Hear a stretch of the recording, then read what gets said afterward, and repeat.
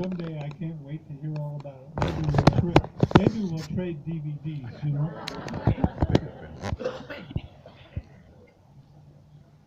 A truly spiritual man, and I'm so pleased that before he left, he discovered some of that and owned it, and I'm privileged to tell you about how I experienced him. Thank you very much. And now I'm going to ask Susan Arnold to come up because she's going to help facilitate stories. So there's a lot of things to say, and we'll wait till I get the chance to talk.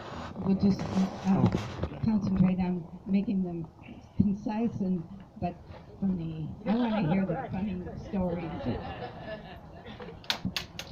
Thank you. Can you hear me back there? Okay. As Ellen said, I'm Susan Arnold, and she asked me to initiate, moderate, facilitate this, and said something about how she thought I'd be good because she remembered I was bossy, or something like that. And so, at any rate, I'm very honored. I am an appreciator and advocate of the arts, and have spent a good deal of my life either producing, directing, or performing in theater, live theater. And I come from a philosophy that you envision $1 million budget and then try to do it on a nickel, because that's what theater's about, and that presents its challenges. And in that mix, you've got to find people who are visionaries and are willing and able to kind of jump on the train with you. I met Bill at Beowulf Alley Theater in downtown Tucson some years ago, and I was directing a show called Shining City. And the Beowulf Alley stage is a rectangle, has a proscenium arch, and the back wall is black, and it's roughly 30 foot across and probably 18 to 20 foot high. And so I'm standing looking at this, and of course I'm collaborating with the set designer and a costume designer and the music and sound. And I'm introduced to Bill, who's going to be the scenic painter. And I've never worked with him before, and I said, you know, Bill, I see this cityscape, and in this cityscape, it's got to represent both morning and night, the passing of time. It's got to have some depth, and it needs to come to life. And of course, we've got the support of light, but that's what I'm thinking about. He goes, and I said, so what do you think about that? And he said, the whole wall. I said, yeah, you know, of course I'm starting to question myself. I said, yeah, I think so. I think the whole wall. He said, where is it? And I said, well, it's Dublin. And so I'm thinking, okay, maybe I need to give it more details. So I go on, and I'm talking about the play and everything, and I look around, and he's gone. He's mixing paint and gathering brushes, you know. And so 3 or 4 days later, I've got magic on the stage. So the next time I work with him, I say, Bill, I'm looking at the same bare stage, and I said, I need a trailer in that corner. Is it a real trailer? Well, yeah. He said, you mean like a whole trailer? I said, well, people need to come and go, and it just needs to look like a trailer that's way out in the boondocks. Anything else? Well, it's got some sandbags and a chain link fence. And so he goes away again, and 2 days later he shows up with a screen door from a real trailer. Right? And then he pieces together a trailer that looks absolutely magnificent. And I was so moved by what he could do, and it just took very, very little. I felt like it was easy to communicate with him. I felt I connected with him, and he made my life so much easier. And one of the last projects that I worked on with him, I was directing a show at Winding Road Theater, and I needed to. Well, it was sort of couched in magic realism and very, very loosely based on Shakespeare's The Tempest. It was called Rough Magic, and I wanted a larger-than-life book on the stage, so I was envisioning 12 pages of 4x6 canvas that actually turned. And so I went to him with this project, and he seemed to be really thrilled to be able to work on it, but it was also really, really ambitious and probably more than any one person could do. So he said, how about if I just work on the cover of it? And he did. And it was a replica of Henry Fuseli's Tempest with Prospero Miranda, and it was exquisite. And it set the tone for the entire play, and there is nobody I know who could have done that. I have so much appreciation for his talent, for his vision, for his discipline, and he was absolutely meticulous. And I'm so happy that our paths crossed, and I will be forever inspired by him. So I'm sure that that's true for a lot of you, and I would like at this time to ask you to come forward and share whatever experience you have.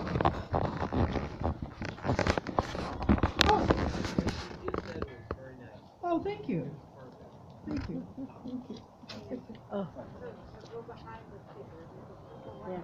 Maybe line up or something. Good afternoon, everybody. Happy to know I am Ellen's stepson, and when I met Bill, louder? Can you hear me now? Okay. I'm kind of shy, so I am Ellen's stepson. When I talked to Bill, we had a long conversation. In a few minutes, I'm going to ask Rob to come up. Eric to come up in a few minutes. When I first met Bill in person, he was just a short client. I thought he was a little taller with the way he spoke. And my mom didn't really tell me anything about the person his character was. But the first man in the middle of the airport, he kissed me on the top of my head. I got scared. Why does a little man kiss me on top of my head? Right. When I realized his character, and Bill said, "I love you," hugged me, and that meant a whole lot to me. He said, I would like to be your dad. You know, and because he's married to my stepmom, I said, I appreciate it, but you kind of went the wrong way with it. But as we talked, I appreciated him more, spending some time with him, talking to him, seeing with my mom, how he treated my mom so well.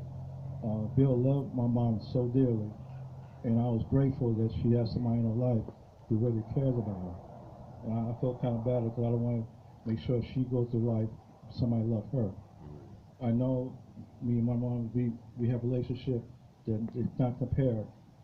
I love Bill. I'm asked Eric to come up here for a minute. Okay. Yeah. Yes, Mom.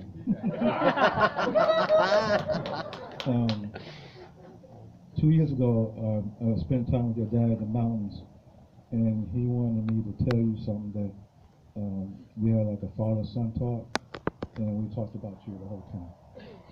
You know, and appreciated how much he loved you, how much he cared about you. We were inspired by you. I asked him how you feel about it. He said, the words I can't explain, but he told me to do this to you.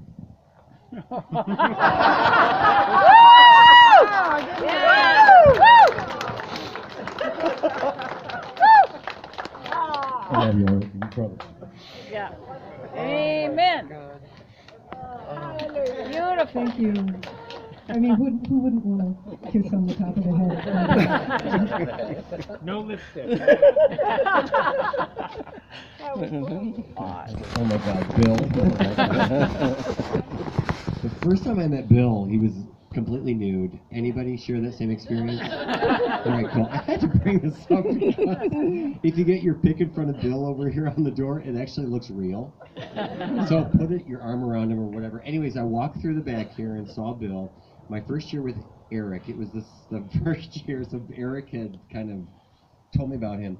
But I have to say, I walked by, and there was this genuinity about Bill. I don't know if you felt it.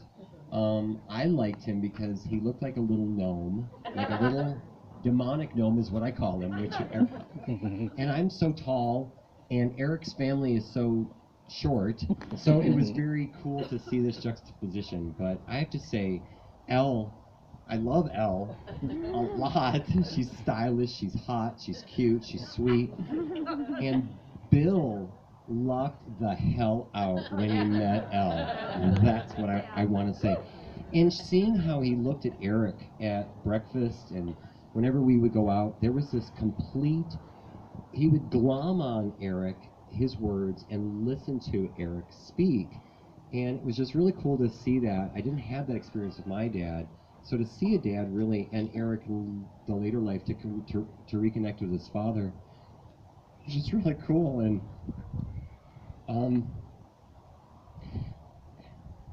And just sharing the spirituality that he, and the growth and the things that he learned through his path, and you guys sharing things with me on where your path is going was really cool. So I want to say thank you, Bill, for really being a really cool part of my life the last 12 or 13 years, close to 13 years. And you left an amazing, amazing gal here. So thank you guys. I appreciate it. I love this story so much. I've told it so many times, I even have a name for it. I call it the gift. The first time we had Bill and Ellen over to our house, when we first met them,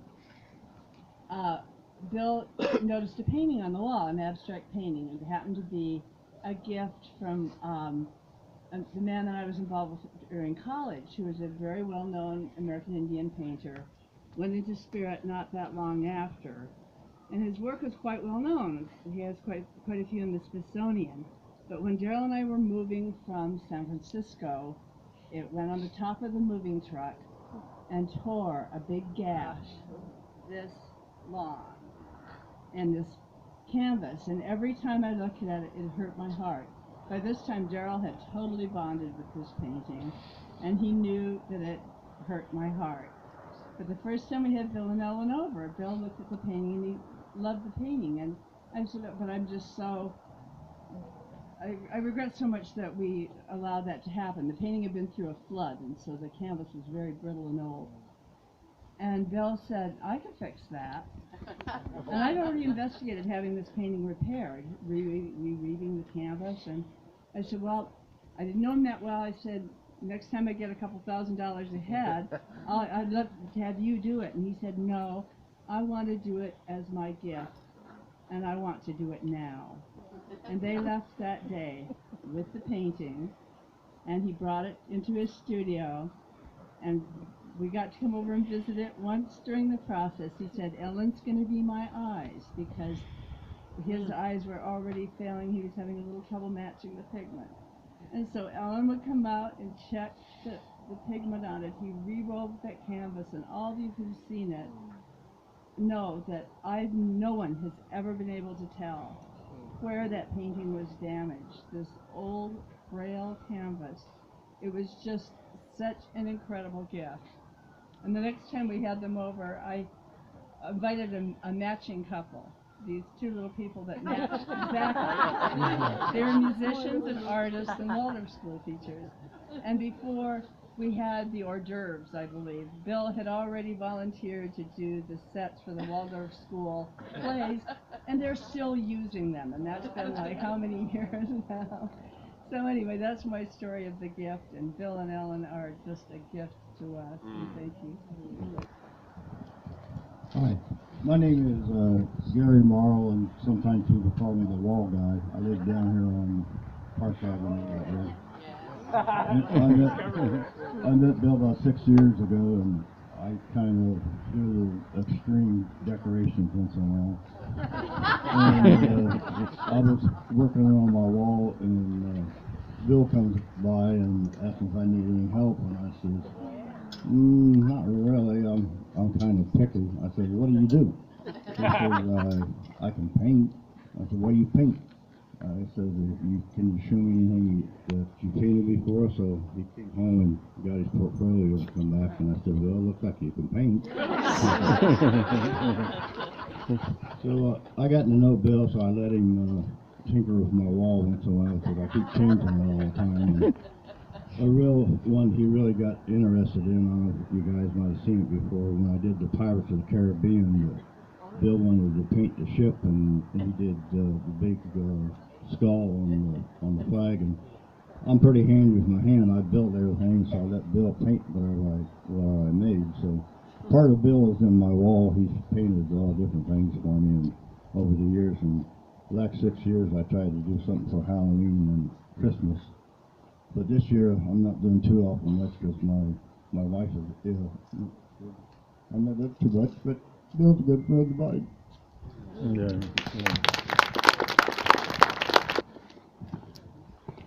Thank you for coming. Most of you know this story or have heard me tell it, but it's legendary in my family. And I was talking to my daughter lately, and she said, "You're going to Bill's memorial. You've got to tell the Jello story." Anyhow, back when Bill was married to Allison, we used to go quite frequently to this cheap Chinese restaurant. And we could get lunch for like $2.75 with egg roll and wonton, and they had a salad bar. And Bill, bless him, would toddle over there and fill his plate. This is before we get our entree with red jello, on which he would dump a half a cup of Thousand Island red jello. And he would come back with his wonderful. I'd sit down and I'd go, "Bill, what's that?" He'd go, "This is salad." Oh. So then the entree would come. He'd eat the entree. He'd toddle back to the salad bar, and guess what? He plows another plate full of red jello, and I go, dessert, right? That's because grandmother used to always serve that. Happy. And he was serious. Don't laugh at my salad. I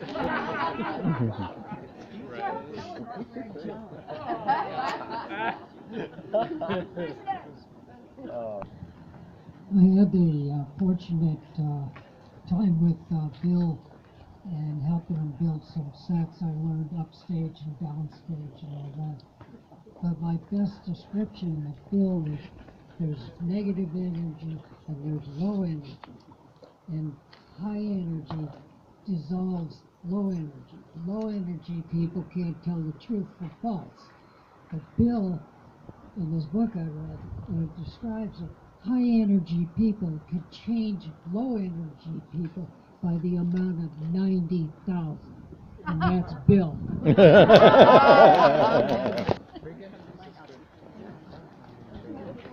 Hi, my name is Ursula, and I was teaching sculpture at my home on the west side, and Bill came along and he wasn't really hot on sculpture, but he was giving it a good shot. So one day he comes in and he says, "Do you mind if I undress?" Yeah, I know. All of a sudden, he's a nudist. But I don't know if all the people who are going to come to this class are going to appreciate this. It was so great, He didn't, I think he came once alone and I let him undress. I'm a nudist too, but not really the way he is. Anyway, Bill was a lot of fun, and we had a good time together, and I loved him. Hi everyone. I am John and Bill's neighbor, next door neighbor here, and we moved in here about 12 years ago, and yeah, my first experience of Bill, he was naked. And that's mostly how I remember him. I was comfortable with him that way. He was wonderful, but I got to know Bill quite a bit over the last 12 years, and I'm really most grateful for my experience of him through the years, and he's taught me so much. almost more than anybody, and especially more than any man has ever taught me. He was cranky at times, of course, and he really, I worked with him doing projects on his house, and worked with him I do construction, and I would help him with projects that he was working on with sets and different things, and doing welding for him and whatnot. And it was great to work with him, and a lot of times I would just ignore him because he wanted to put things together with baling wire, and I was worried things would fall apart and kill somebody. But as life progressed, and he started to have more difficulty with his eyesight and with everything, he started to let things go, which was one of the things that impressed me the most about the man. He's to this day, it impresses me. He had to stop driving, and it was losing his independence, part of his independence.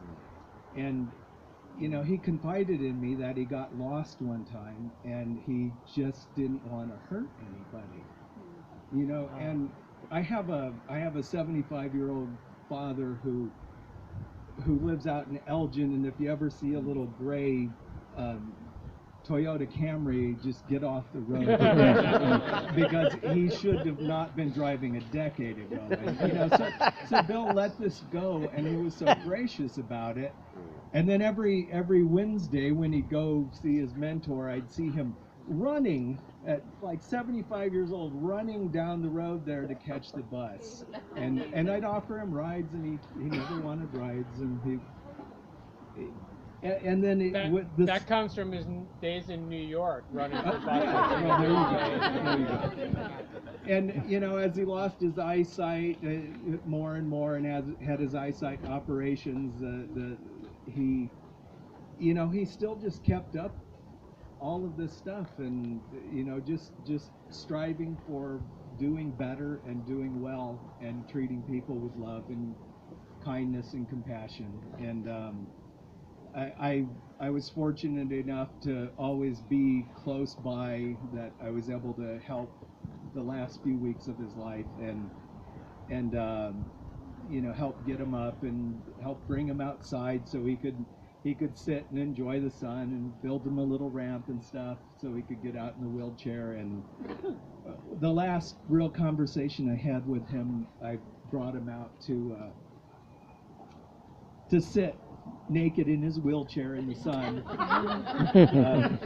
And he said, he was mumbling at this point mostly, and he said, in a moment of clarity, he said that this has been really tough, and he's trying so hard to stay in a place of love as he goes through this. And he had so much that any normal man would have been bitter and angry about losing, because he just loved life so much. And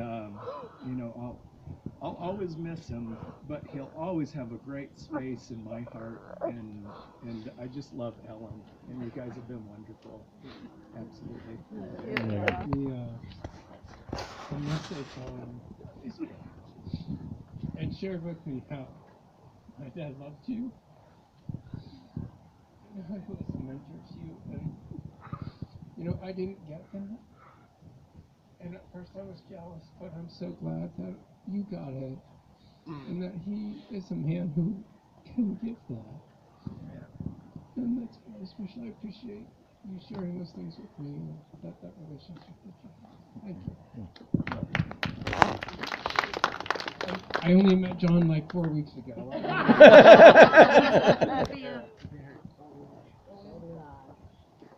I'm the next door neighbor to John. The love passes apparently to houses. And I feel exactly how John, how eloquently passed on his feelings for this. And I would like to say all of the efforts that John did were voluntary, and that he did them all on his own effort. He would never have ever in a million years pass it on that he did that voluntarily, but everything that he did was for free. So I would like you to just... Well, I got to see Bill nude.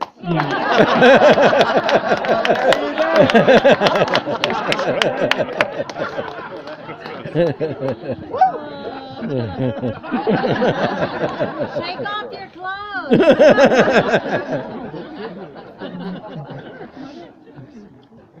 Thank you. Things I really loved about Bill was how often he would traipse around without clothes. But I'm going to tell the story about the dance.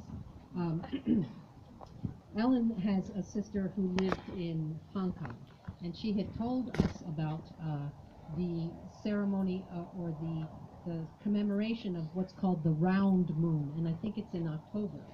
And it's the time when the moon looks the most round, the full moon looks the most round. And so actually I had already told Bill that I didn't mind traipsing around naked with him. The only problem was we were actually going to go to a resort, because Ellen wasn't that fond of it, of being naked in resorts.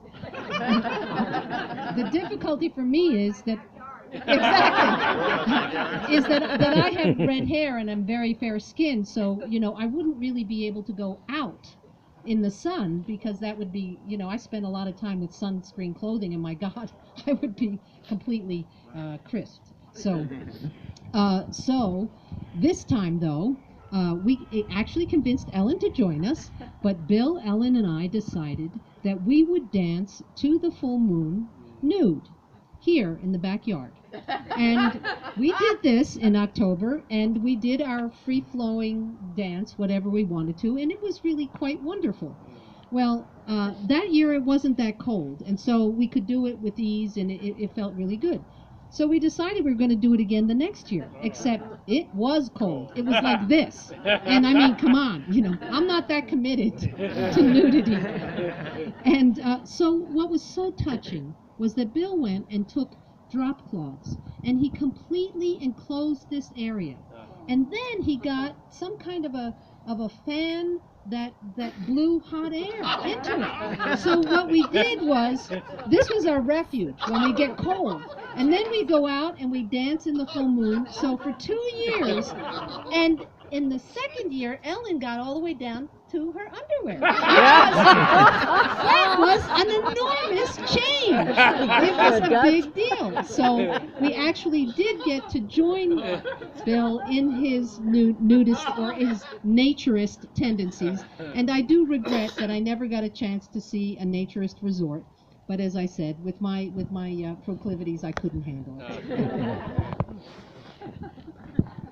Hello, my name is Garkununta, and I also was a friend of Bill's. Mic next to your lip. I'll try. I hold this picture, and I wish his eyes were, more, because I remember his eyes. And I'm going to hold this together. I think Bill is all over the world. He's flying and he's zooming, but he really is, for me, going to be always remembered in a deep way. And I hear all the stories about his creativity, and that is true. And Bill has come to my house, and I have a pool, and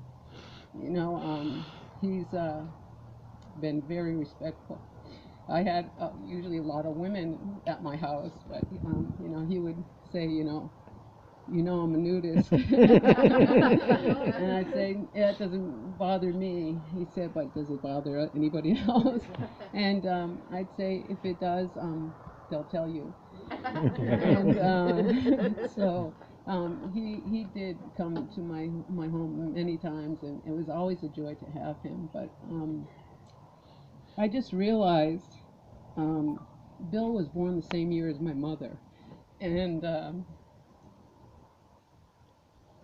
my mother passed about 9 years ago, and my mother is from Canada on the Mohawk Iroquois Reservation, and she was born and raised there, and died there.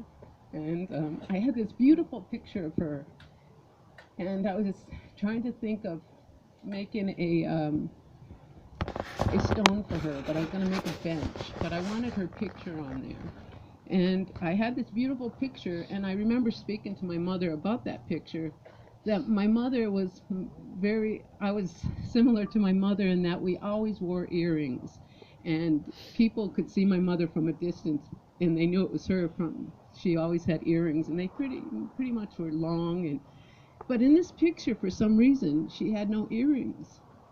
And I asked my mother, I said, Mom, how come you didn't have earrings that day? And she said, I don't know. I don't know what happened that day.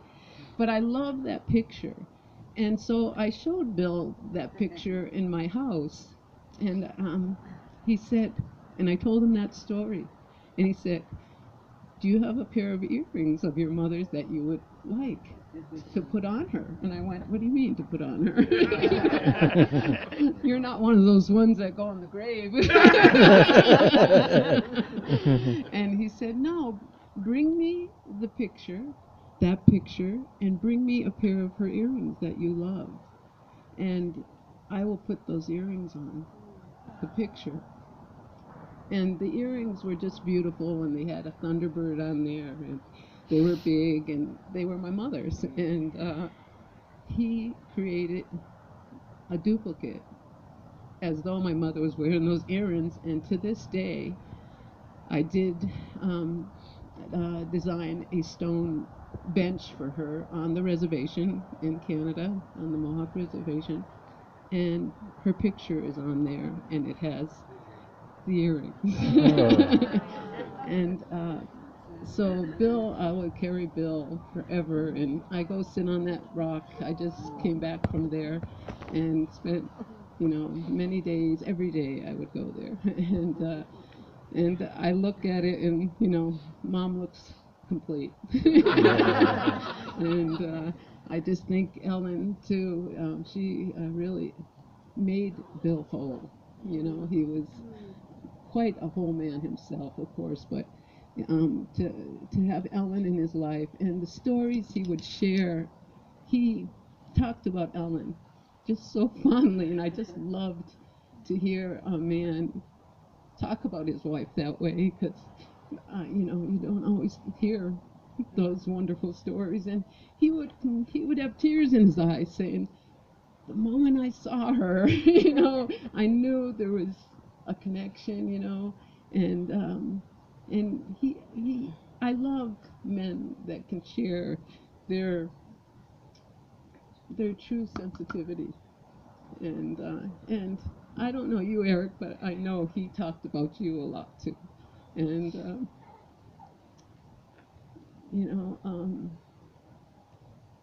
your lifestyle and my lifestyle are the same, and I just honored him that he could talk so openly and fond of you and your life, and really talked about how he wished it could have been fuller from childhood on, and I really honored him for that, and I just thought I'd share that with you. But anyways, I got this wonderful picture, and I have a wonderful altar in my house, and he will be added to that and always carried in my heart. Thank you. So what are we going to do next? Next, we're going to all sing Somewhere Over the Rainbow, led by Dorothea. We're going to sing it twice. So, Wow. so she's going to sing it first, and then we will all sing it together. Get your girl some water. Could I have some water?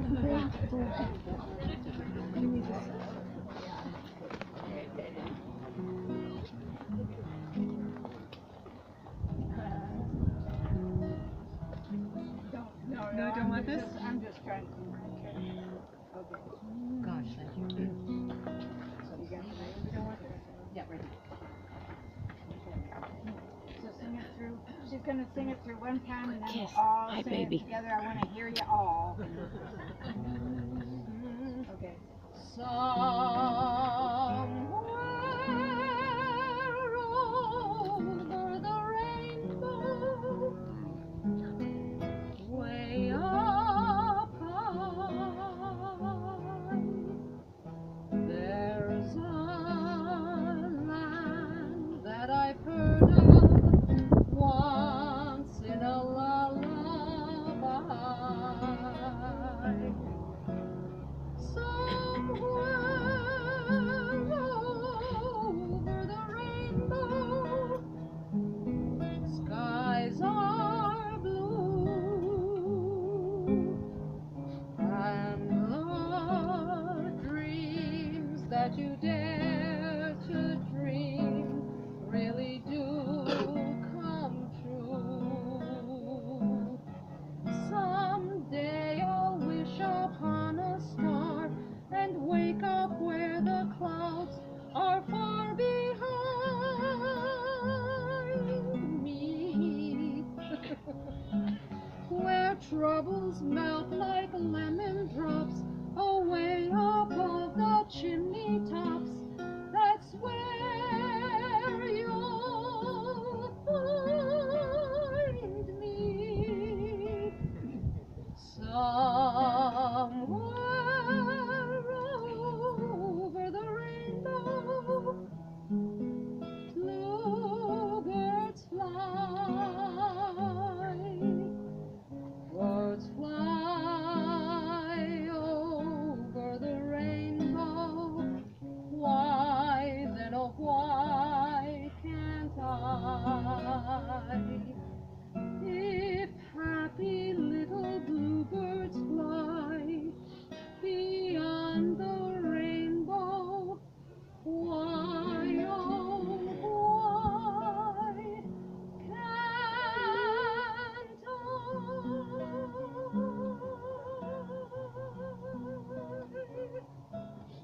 I? Okay, let's do it. Yeah.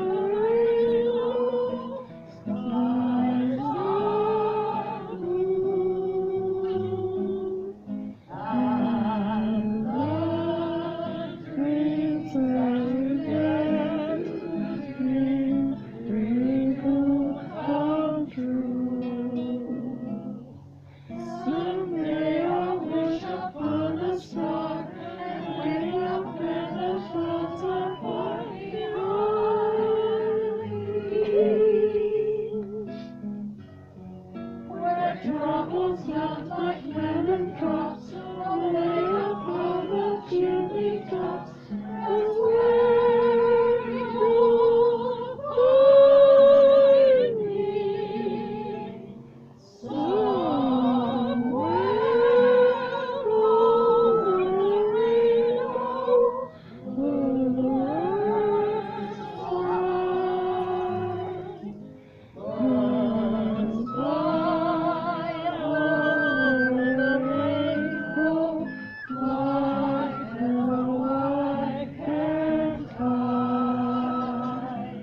If happy little bluebirds fly beyond the rainbow, why, oh, why can't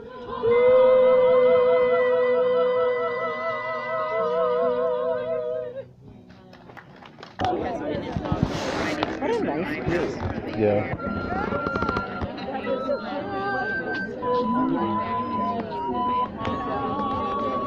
How you doing? How are you doing? Good, good.